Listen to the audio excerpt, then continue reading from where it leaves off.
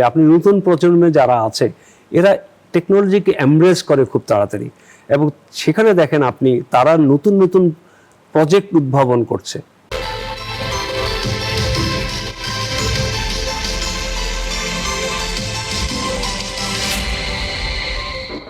আসসালামু আলাইকুম।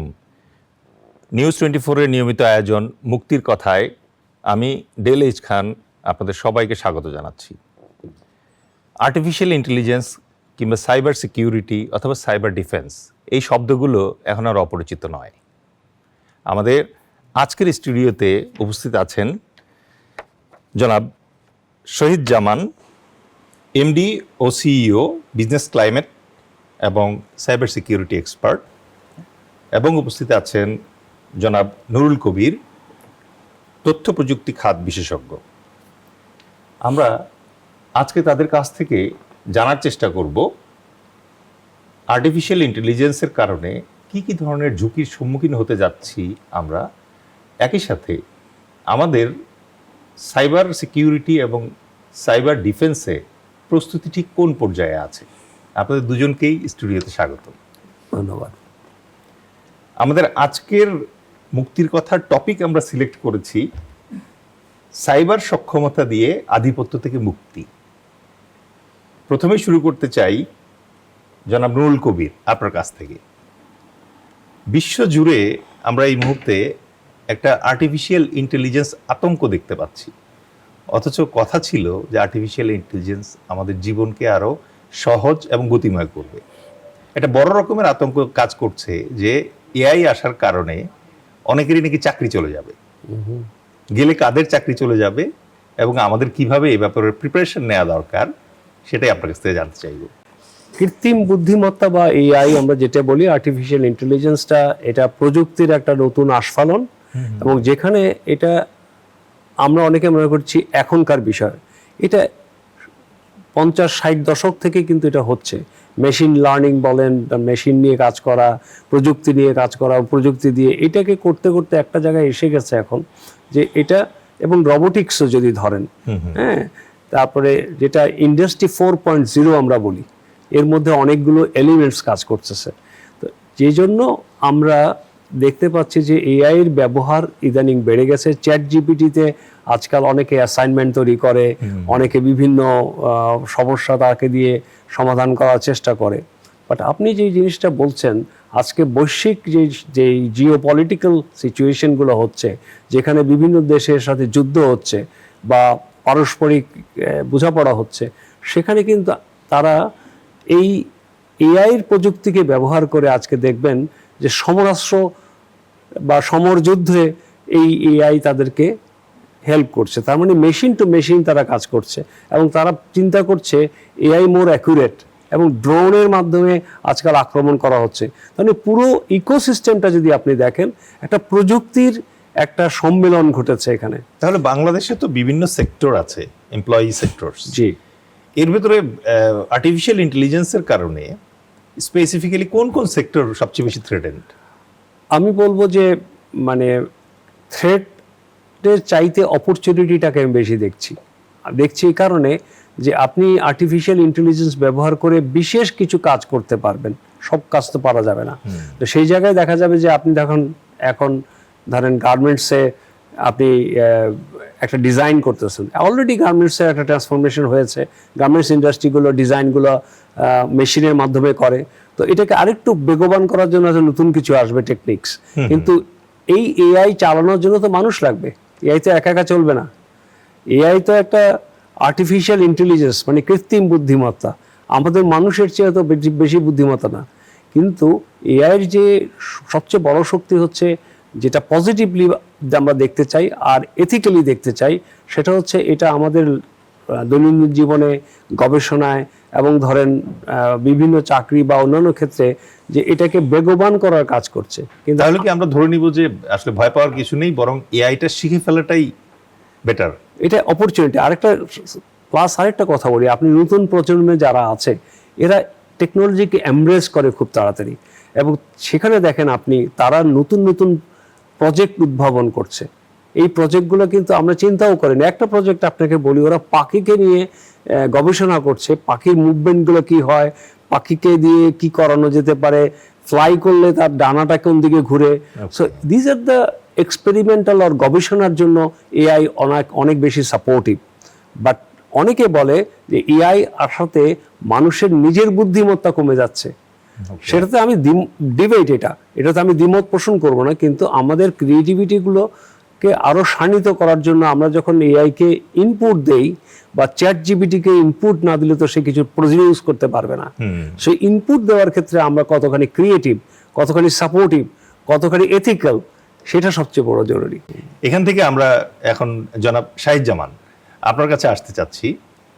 খুবই চর্চিত একটা শব্দ সাইবার সিকিউরিটি এবং আরেকটা শব্দ সাইবার ডিফেন্স। আপনি আমাদের দর্শকের জন্য যদি খুব সহজে একটু বুঝিয়ে বলেন যে এই দুটো জিনিস আসলে কি, আর এই দুটো জিনিসের ভিতরে পার্থক্যই বা কি? ধন্যবাদ আপনাকে। অ্যাকচুয়ালি সাইবার সিকিউরিটি এবং সাইবার ডিফেন্স, সাইবার সিকিউরিটি হচ্ছে একটা প্রোঅ্যাক্টিভ জিনিস, একটা প্রোঅ্যাক্টিভ ফ্রেমওয়ার্ক, একটা সিস্টেম যেটা ডেভেলপ করা হয়, হ্যাঁ, যেন অ্যাটাকস আসলে আমরা প্রতিরোধ করতে পারি এবং অটোমেটিক প্রতিরোধ হতে পারে এআই এর মাধ্যমে। আর সাইবার ডিফেন্স হচ্ছে রিঅ্যাক্টিভ জিনিস, যে অ্যাটাক হয়েছে আমরা এখন ডিফেন্স মোডে আছি, হ্যাঁ, আমরা এটাকে ডিফেন্স করতে চাচ্ছি, আমরা ডিটেক্ট করছি থ্রেটসগুলো এবং তারপরে সেটাকে ইমিডিয়েটলি কিভাবে ডিসপোজ অফ করা যায় সেটাই। আমাদের দর্শকের সুবিধার জন্য যদি আপনি একটা দুটো উদাহরণ দেন যে ট্র্যাডিশনাল সাইবার অ্যাটাকগুলো কি হয়, কেমন হয়? ওয়েল, সাইবার অ্যাটাক যেমন ধরেন মোস্ট ফ্রিকুয়েন্ট সাইবার অ্যাটাক হয় ফিশিং। এটা অ্যাকচুয়ালি 90% ক্ষেত্রেই এই ফিশিং এর মাধ্যমে হয়। আপনাকে ধরেন একটা এমনভাবে অথেন্টিক ইমেইল পাঠায় দিবে, আপনি সেটা ক্লিক করলেন, আপনি the moment you click it they get your access.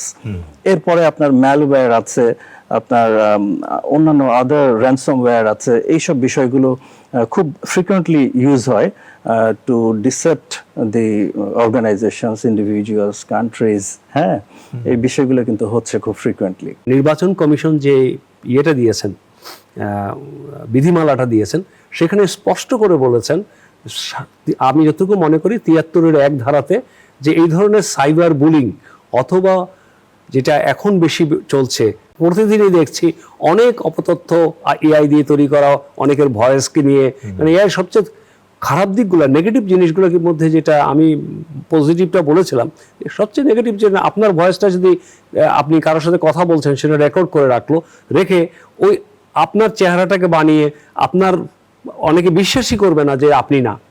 হ্যাঁ, এই আমরা যে আলোচনার টেবিলে বসে আছি, এটাকেও কিন্তু এআই দিয়ে নতুন একটা আলোচনার টেবিল বানাতে পারে, যেখানে তো এই বিভ্রান্তিকর জিনিসগুলো থেকে উদ্ধার পাওয়ার জন্য আমাদেরকে ফ্যাক্ট চেক করার একটা উপায় জানা উচিত।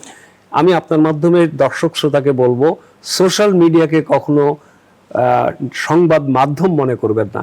ধন্যবাদ। আমরা এটাকে মানে আপনার কাছে জানতে চাচ্ছিলাম যে সাইবার সিকিউরিটি প্রিপেয়ারনেসের মানে পয়েন্ট অফ ভিউ থেকে বাংলাদেশের অবস্থান এখন কোথায় আছে? অ্যাকচুয়ালি বাংলাদেশের অবস্থান যদি আমরা গুগলে সার্চ করি তাহলেও পাবো বেশ অ্যাডভান্স হয়েছে গত কয়েক বছরে। এটা মনে হয় 53 অথবা কিছু। হ্যাঁ, ভারতের অবস্থান মেবি 20 to 30 ইন বিটুইন, এর মধ্যে। হ্যাঁ, এর মধ্যে। তো ব্যাপারটা হচ্ছে যে ওয়েল, বাংলাদেশ কিন্তু এই এগোনোটা হয়েছে শুধুমাত্র রিসেন্টলি। বাংলাদেশ কিছু পলিসি অ্যাডপ্ট করেছে, হ্যাঁ, সাইবার সিকিউরিটি অ্যাক্ট করেছে, যেটা 2023-এ, যেটা অ্যাকচুয়ালি ডিজিটাল সিকিউরিটি অ্যাক্ট ছিল, সেই 18-তে অ্যাডপ্ট করা আওয়ামী লীগ সরকারের আমলে, যেটা নিয়ে অনেক বিতর্ক ছিল। তো পরবর্তীতে কিছু এটাকে রিশাফল করে এই সাইবার সিকিউরিটি অ্যাক্টটা করা হয় এবং আমাদের এখন সাইবার সিকিউরিটি স্ট্র্যাটেজি আছে, যেটা 2021 থেকে 2025। বাট যেটা হচ্ছে যে পলিসিস তো থাউজেন্ডস আছে, হ্যাঁ, অ্যাকচুয়ালি প্রিপেয়ারনেসের ক্ষেত্রে আমরা অনেক পিছিয়ে, আমাদের ইনফ্রাস্ট্রাকচার এবং এইসবের দিকে পিছিয়ে। সেই দর্শক মণ্ডলী, যাচ্ছি ছোট্ট একটা বিরতি থেকে এসে আমরা মিলিটারি ডাইমেনশনে, সামরিক খাতে এই সাইবার সিকিউরিটি এবং সাইবার ডিফেন্সের ব্যাপারে আরও গভীর আলোচনা করব। ধন্যবাদ।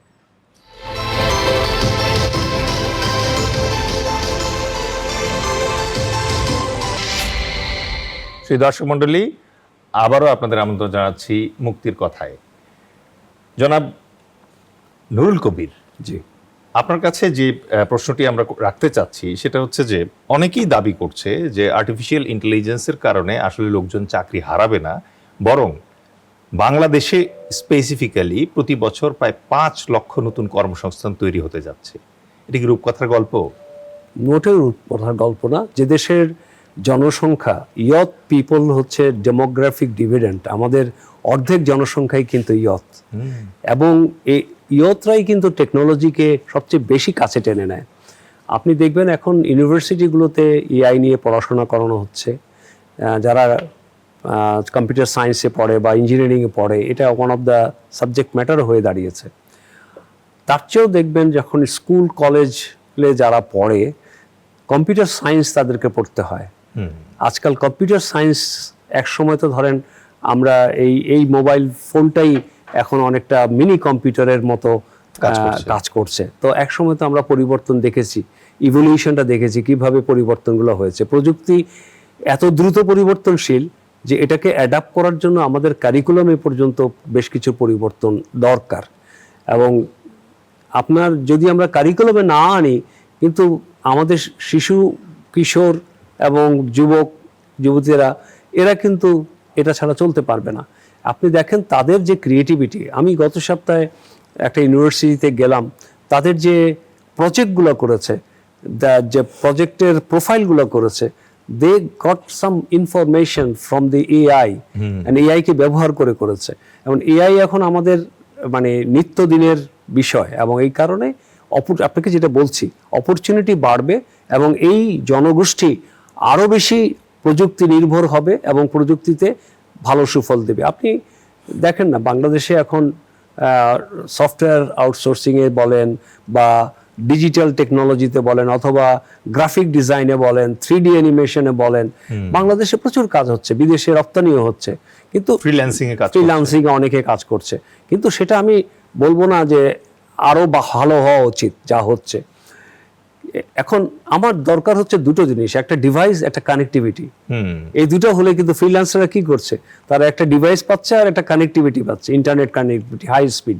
সো এইটা এখন আমাদের কাছে একটা একসময় স্বপ্ন হতে পারে, কিন্তু এখন বাস্তব। এবং এই আপনি যেটা বললেন, এতগুলো মানুষ কর্মসংস্থান হবে, আমি মনে করি আরও হবে, কারণ ডিমান্ড বাড়ছে। তাহলে এই যে মানে ফিউচার কর্মসংস্থানের যে আইডিয়াটা আমরা দেখছি, এটাকে আরো শক্তিশালী করার জন্য স্কুলিং পর্যায় থেকে যদি আমরা কোডিং এবং এআই এডুকেশনটা দেয়া শুরু করি, যেটা আমরা শুনছি যে চায়নাতে ক্লাস প্রাইমারি লেভেলেই এটা শুরু করে, আমাদের দেশেও কি এটা করা দরকার?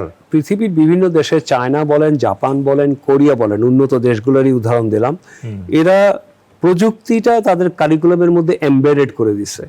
এখন কোনটা কোন বয়সে দিবেন, প্রাইমারি স্কুলে কোনটা শিখাবেন, সেকেন্ডারি কোনটা, হায়ার সেকেন্ডারি কোনটা, এটা হচ্ছে কারিকুলামের বিষয়।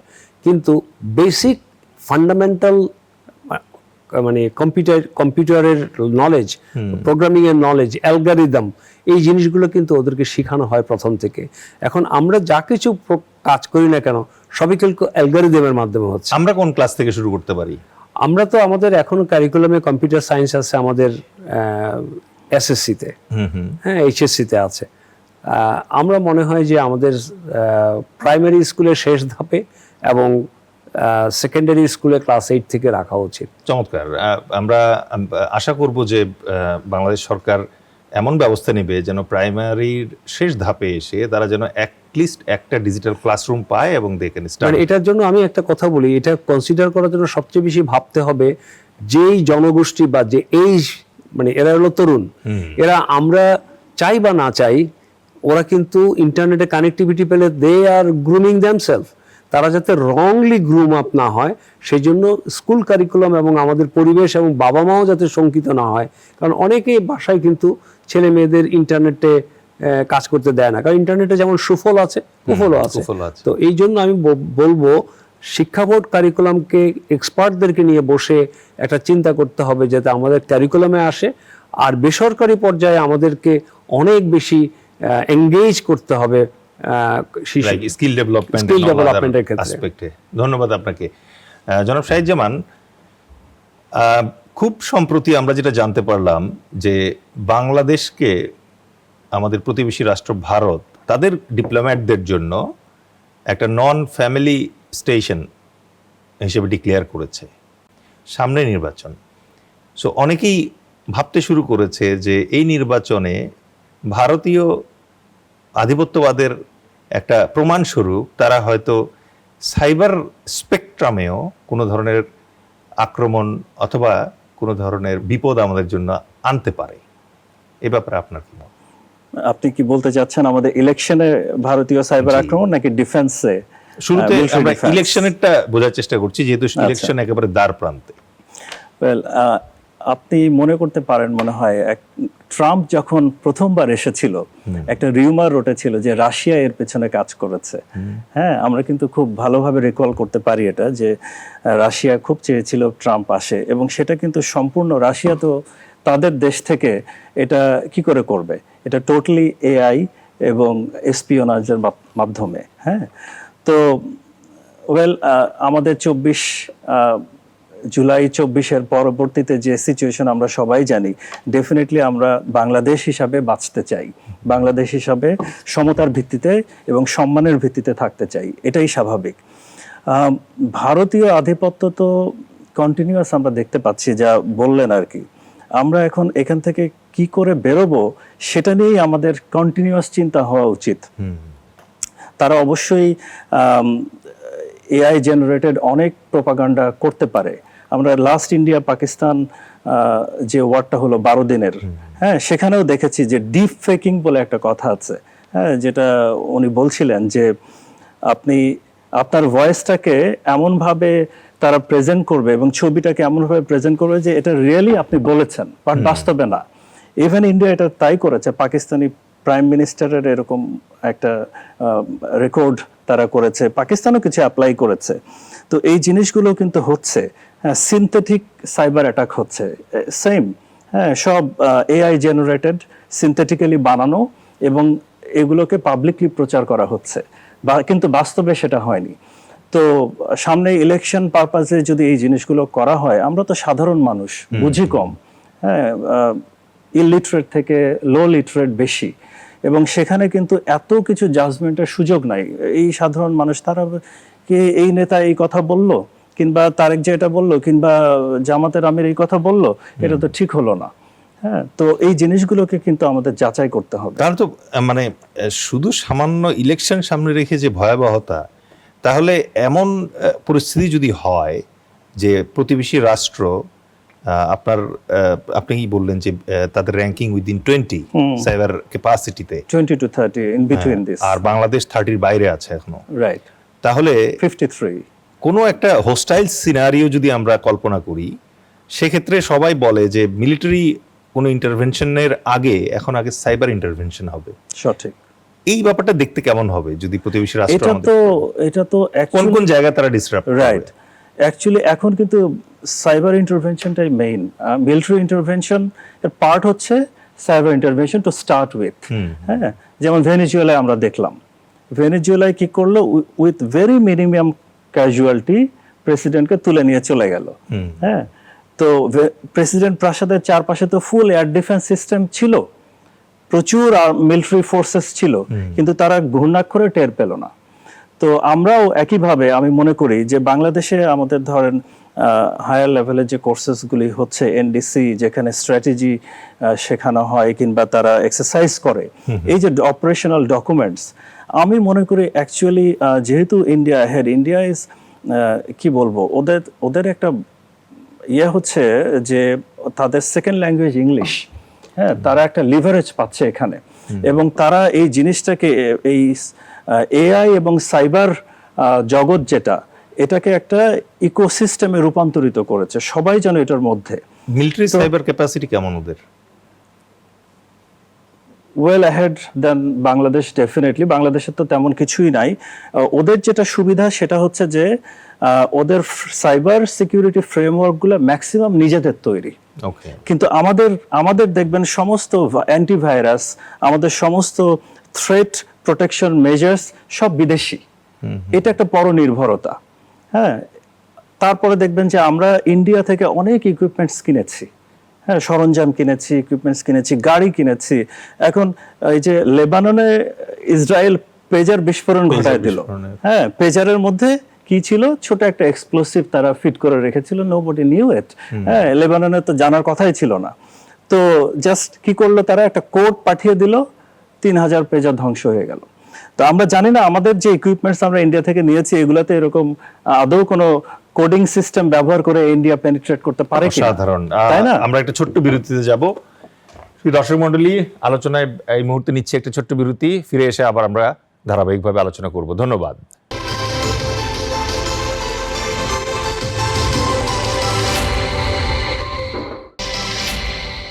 সেই দর্শক মণ্ডলী, আবারও আমন্ত্রণ জানাচ্ছি মুক্তির কথায়। জনাব নুরুল কবির, আপনার কাছ থেকে জানতে চাচ্ছি যে আমাদের যে সাইবার সক্ষমতা তা আসলে ঠিক কতটা দুর্বল অথবা সক্ষম, এবং একই সাথে আপনার কাছ থেকে কনক্লুডিং রিমার্ক হিসেবে জানতে চাইব যে এই সাইবার সক্ষমতার আপনি স্বপ্ন কোথায় দেখেন? ধন্যবাদ। আসলে আমাদের যে সক্ষমতার কথাটা বলেছেন, আমাদের যদি ওভারঅল দেশের কথা চিন্তা করি, আমাদের সার্বিক অবস্থায় কিন্তু আমরা গ্লোবাল, যেটা শহীদুজ্জামান সাহেব বলছিলেন, গ্লোবাল ইন্ডিকেটরে আমরা এখনও অনেক দূর পিছিয়ে আছি আমাদের সক্ষমতার জায়গা থেকে।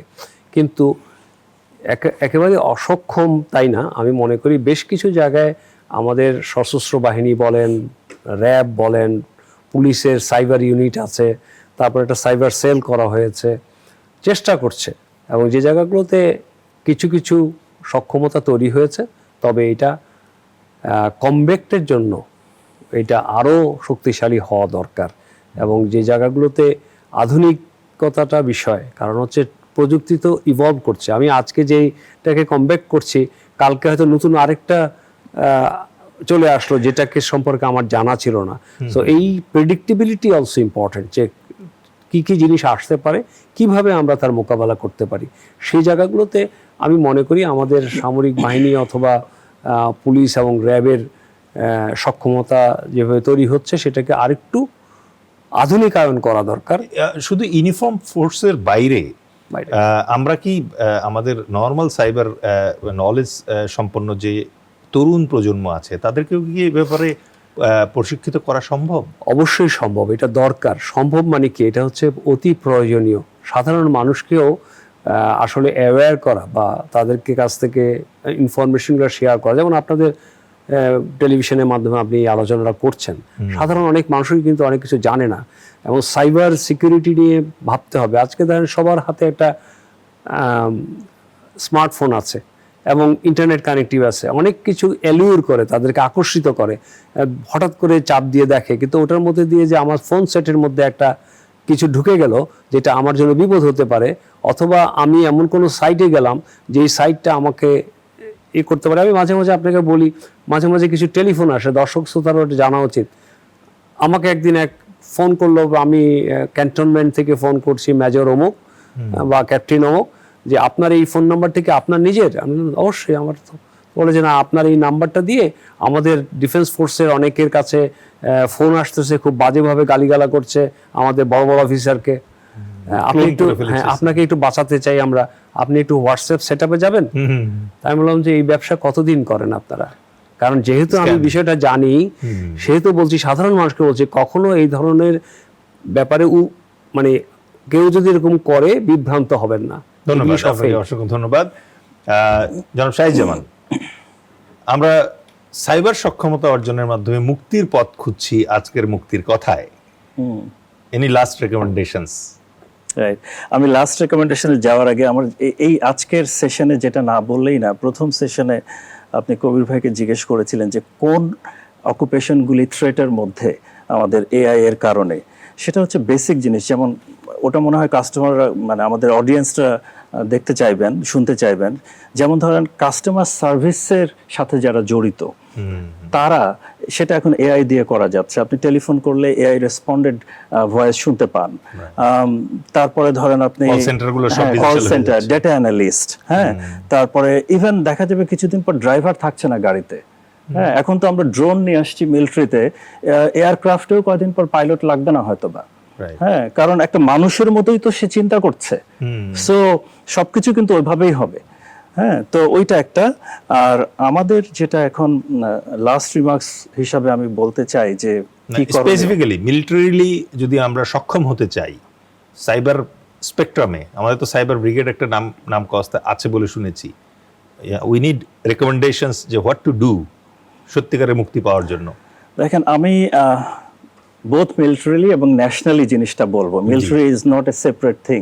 হ্যাঁ, ন্যাশনালি যেটা আমাদের প্রয়োজন এবং মিলিটারিলি অবশ্যই, সেটা হচ্ছে যে ফার্স্ট থিং যে আমাদের ইনফ্রাস্ট্রাকচারটা মডার্নাইজ করতে হবে।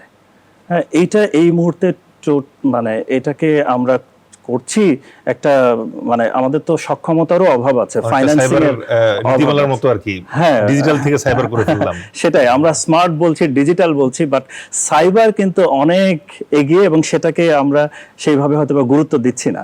সো ওই জায়গাটায় ইনফ্রাস্ট্রাকচার যে যা আছে এখানে অনেক ইনভেস্ট করতে হবে, মডার্নাইজ করতে হবে। সেকেন্ড থিং হচ্ছে আমাকে ট্যালেন্ট হান্ট করতে হবে। হ্যাঁ, এই যে স্কিলস ডেভেলপমেন্ট আমাদের স্কুলিং থেকে, কলেজ থেকে, এটা একটা ইকোসিস্টেম, একটা কালচার তৈরি করতে হবে, সোজা কথা।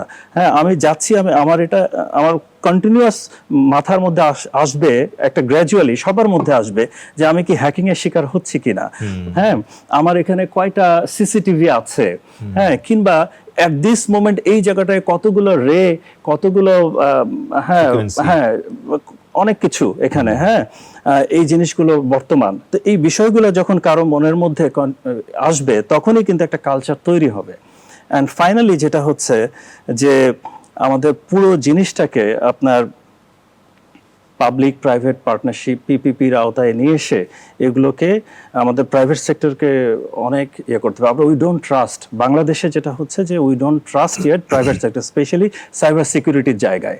হ্যাঁ, এখানে ইন্ডিয়া যেটা করেছে যে ওরা কিন্তু প্রাইভেট সেক্টরকে অনেক অগমেন্ট করেছে, এই জায়গাটায় ডিসেন্ট্রালাইজ করেছে। ইভেন পুলিশ আপনার প্রাইভেট সেক্টরের সাথে কাজ করছে, মাইক্রোসফটের সাথে কাজ করছে টু ট্র্যাক আপনার অপরাধীদেরকে ট্র্যাক করার জন্য, ধরতে বিভিন্ন অঙ্গরাজ্যে বিভিন্ন রকম, হ্যাঁ, আপনার ওয়েদার ডাটা ওরা ইউজ করছে, আর্টিলারি শেল ফেলতে। সো এগুলি অবশ্য অনেক আগের টেকনোলজি, বাট আমাদের এই ডিফেন্সের ক্ষেত্রে কিন্তু এগুলো মানে অ্যাটলিস্ট আমরা তো ইনিশিয়াল পর্যায়গুলোতে একবার হাত দিয়েছি, বাট এগুলোকে অগমেন্ট করতে হবে। ধন্যবাদ। হ্যাঁ, এআই বেস সাইবার সিকিউরিটি যেটা বলা হয়, অ্যাগনেটিক সাইবার সিকিউরিটি, এটাকে আমাদের প্রাধান্য দিতে হবে। আপনাদের দুজনকে অসংখ্য ধন্যবাদ আমাদের স্টুডিওতে আজকে এসে সময় দেওয়ার জন্য। শুধু দর্শক মণ্ডলী, সাইবার সিকিউরিটি, সাইবার ডিফেন্স এবং আর্টিফিশিয়াল ইন্টেলিজেন্স, এই ওয়ার্ডগুলো এখন কোনো বাজ ওয়ার্ড নয়, এগুলো বাস্তবতা। আমাদের ভবিষ্যৎ প্রজন্মকে ইকুইপ করতে হবে, প্রস্তুত করতে হবে এই 3 শব্দের উপর বেস করে। যেমন জনাব নুরুল কবির বলেছেন যে প্রাইমারি লেভেল থেকে আমাদের শুরু করতে হবে এখন থেকেই। যেভাবে জনাব শাহিদ জামান আমাদেরকে সতর্ক করলেন যে ভবিষ্যৎ যে সাইবার অ্যাটাক আমরা প্রত্যাশা করতে পারি, তার বিরুদ্ধে প্রথমে আমাদেরকে সাইবার সিকিউরিটি সম্পর্কে জানতে হবে, এরপর জানতে হবে আক্রান্ত হওয়ার পর কীভাবে প্রতি আক্রমণ করতে হয়। সেই জন্য সাইবার ডিফেন্সের ব্যাপারে আমাদের জানতে হবে, শিখতে হবে এবং প্রয়োগ করা শুরু করতে হবে। আপনাদের সবাইকে ধন্যবাদ জানাচ্ছি। আগামী মুক্তির কথায় অন্য কোনো মুক্তির গল্প নিয়ে আপনাদের সাথে উপস্থিত হব। আশা করি ভালো থাকবেন। আসসালামু আলাইকুম।